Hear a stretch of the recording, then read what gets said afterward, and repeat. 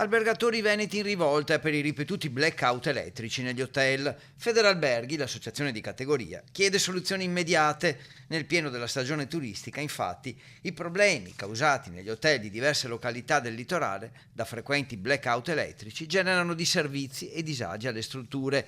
Gli alberghi veneti pagano 200 milioni di euro all'anno per le bollette e temono così di perdere clienti.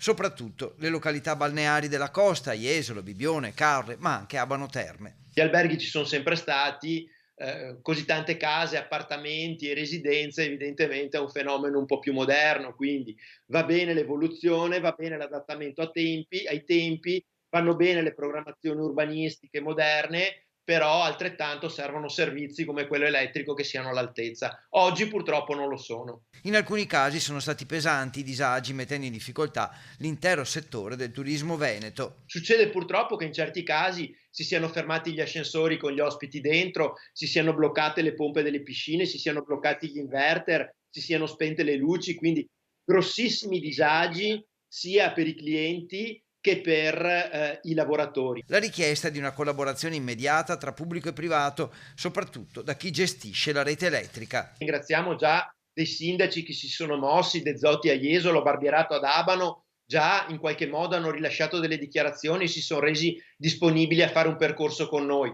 Abbiamo però bisogno della terza gamba, quindi pubbliche amministrazioni, privato, noi peraltro stiamo anche investendo nella transizione sulle energie rinnovabili, però abbiamo anche bisogno di chi la rete la gestisce, la manutenzione, quindi di Terna, di Enel Distribuzione e di Enel. Serve insomma un servizio elettrico nazionale moderno e che funzioni.